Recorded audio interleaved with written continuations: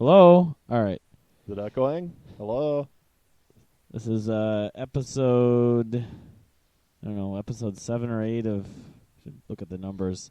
But it's episode 23 of the series Psych podcast titled Rob a Bye Baby. And the summary, I could read it from the TV.com information.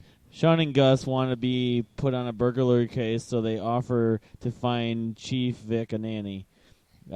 Basically, you could say that Sean has his agenda, and Gus actually does the second agenda, which wasn't necessarily his first choice, but maybe more suited for, in that he helps try to find a nanny, and Sean actually solves another crime that, of course, they tied into the whole story. And this episode actually very much involved the chief, which she's kind of been MIA for the most part this season. Well, basically, the Gus is following the chief's orders, and Sean is, as he put it, going rogue, trying to solve a crime to which they are not assigned. Remember to get on the mic. But another thing that was key in this is they did actually not introduce, but they did reference, especially toward the beginning of the episode, many times Sean's mother, which you were just mentioning before we started recording.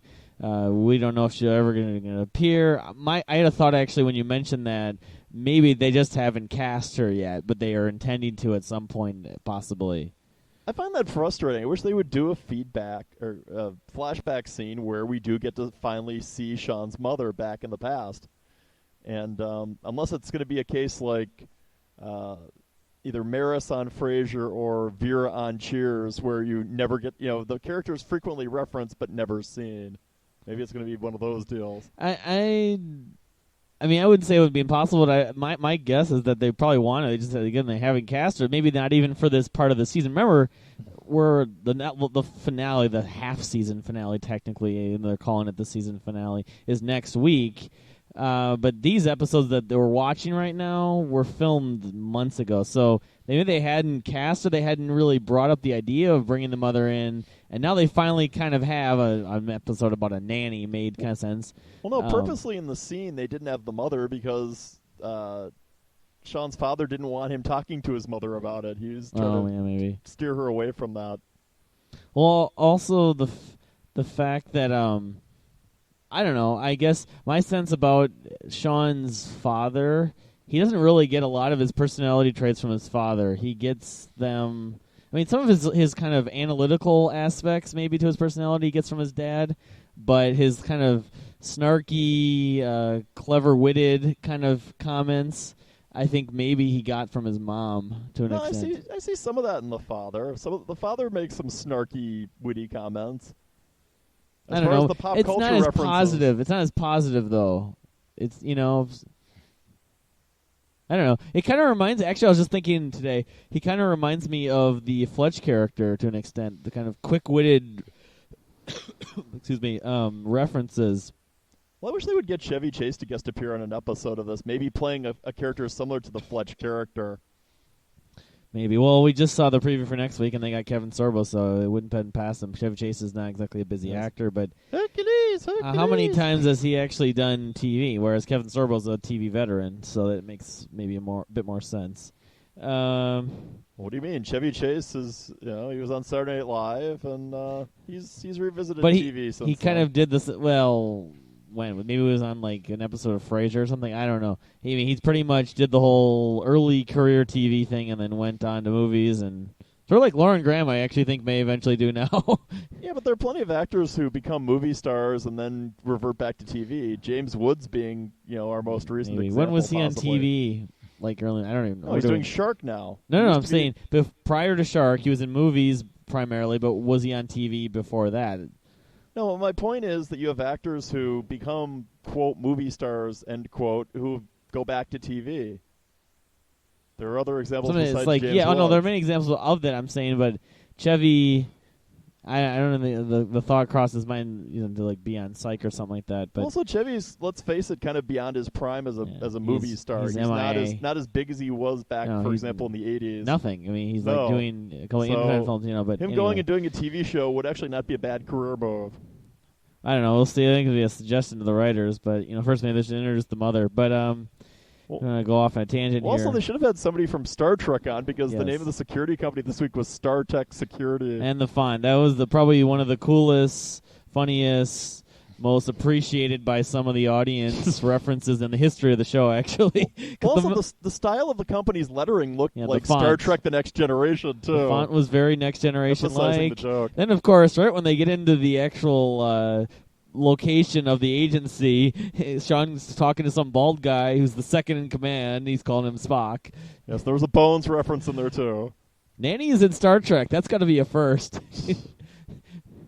Then they made a reference to the movie, they kind of referenced Little Children, which was kind of good. The whole scene in the playground, which was very much a scene out of Little Children. They referenced Big and Top Secret, two 80s movies. Got those references right. And then My Two Dads later. Gus didn't like My Two Dads, but I'm sorry, I liked My Two Dads. I thought it was actually one of the best uses of Greg Evigan ever in his career. I think it's becoming apparent, especially the last probably month or so, the last 4 or 5 episodes. The writers probably do is they have an idea for an episode, a story, and then they think of things that they remind them of that theme. They probably have a list of 50 or 100 of them, and they only find a way to work in about 5 or 10 of them every episode. Well, are they still doing a writer's blog on the website for every episode, or did they just do that for one? I don't know. I haven't read it. Like a writer's blog or something on the website, I heard, where they were sharing the writer's insights into an episode. Here's a resolution when we come back, because we only got one more new episode podcast to do. I won't upload any of these, but eventually they will be. But I will at least try to make an effort to frequent the blog of the writers, and actually even the MySpace blogs more from the Gus character and the Sean character. Well, also, when is the show coming back? Because they told us there's one more episode, but usually when they've done the hiatus thing, they've told us when the show's coming back. No, it's just like Monk. I mean, I would guess. I don't see why they would do any different than last year. They came back in late January. I would imagine it would come back in late January again this year. I don't know if they're doing anything different, but the other thing we can't forget to mention was the whole. I mean, there's a speculation with Sean and Juliet and the whole simulated marriage, and he said he has some vision, but it wasn't. That was excellent, especially the scene where Sean asked Juliet to marry him in front of the crowded Santa Barbara crowd, the crowded outdoor Santa Barbara cafe.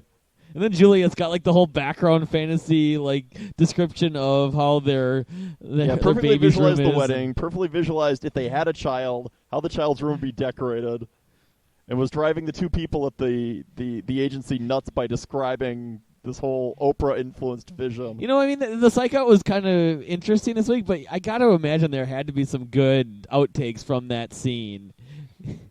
Yeah, that's definitely something where when the DVD comes out for this second mini season, this will be an episode where there might be some good. It'll be season 2, so it'll be next summer. Yes, the complete second season. Well, the thing is, probably a lot of that stuff is actually there's more content of Psych Outs, more Psych Outs per se, more Psych Out content on the website. There may be an outtake or two from that scene in particular. That was just we need easy. to check out the website and see if maybe already they've downloaded stuff for this episode that we didn't get to see in the episode. Some deleted scenes or bloopers or something. The other thing I would say about this episode, like I mentioned just before, is the fact you had sort of Sean and Gus doing their own thing, which a lot of the premise of the show is Sean figuring things out and Gus sort of being a support, being kind of number one. Having metric third. But I think they may dive into that a little more where they got multiple things to do, and it's not Gus's job, but it turns out Gus does one job and Sean does another. They may explore that again, but it seemed we had again the kind of the Gus being contrary to Sean thing. Interviewing the nannies. Disagreeing on how to interview the nannies they disagreed on. The fact that Sean wanted to pursue the other case. Gus was like, no, Sean, we can't do this. Well, typically when he walks in after Gus interviews them all, it's like he eliminates every one of the candidates. Well, also the interesting twist is when the chief fired them, and Sean is trying to confront this with Gus, and Gus is getting very upset with him. Thing is, well, you have the chief feature in this episode, but does this mean we got our chief fix and we won't see her that much again? She'll be kind of just a bit player. I mean, they should have more featured chief episodes. I like Chief, even though she's very much Ellen DeGeneres-like. Well, no, maybe that she's found her solved her nanny problem and caught up on her sleep. We'll see more of her, actually. Yeah, that's true. But anything more to add? No, but the finale next week looks like it's going to be interesting. Yes, Kevin Sorbo we mentioned earlier. The presence of Sorbo, the maybe some spoofage of the bounty hunter show that's currently on reality TV. With the goatee, he kind of reminded me of, remember the Hercules when he did like the bad Hercules? Yes. He's dressed like bad Hercules too. Called Bounty Hunters. Juliet asked Sean and Gus for help in capturing an accused murderer who escaped from her. They track the man down, but soon discover he is innocent, and they try to find the real killer, but things are complicated. So I'm guessing he's probably the escaped murderer who's actually not a murderer. Also, we couldn't help but notice that Lucy Lawless is going to be on burn notice, so they're recycling all the old action-packed heroes for the finales. Definitely. Well, the USA Network likes to find names from the past or faces from the past and bringing them in. Well, the USA Network used to run in syndication Hercules and Xena. Maybe in homage to the fact they're having them guest appear on their shows, they could dredge up some of the old episodes and reshow them again. Let's get Yolis and Gabrielle. I would like to see Michael Hurst act again. I'm really Bruce sorry that he... Oh, Bruce Campbell. There you go. There's the reason why. Well, of course, because they were together on Xena. That's Bruce right. Campbell Ted was Raimi needs a guest star. Yeah, where's Ted Raimi? Actually, Ted Raimi wouldn't be bad on Psych either. I wouldn't mind seeing that. No.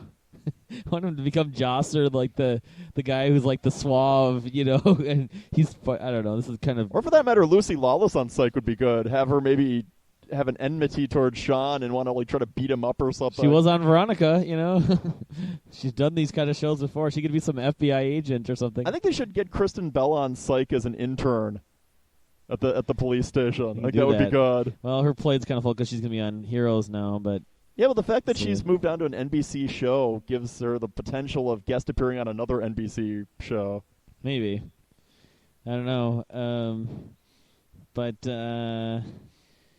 I don't know. There was something I actually just thought of, and it slipped my mind. In summary, though, I thought this was one of the best episodes I've seen so far from this miniseries. I enjoyed this one immensely. It kind of started out slow, but then I kind of saw where they're taking it. That's what I was actually thinking of. It was so noticeable, like blatant, in that first scene, or was it the first scene? The first scene when they're in the park, the little children scene.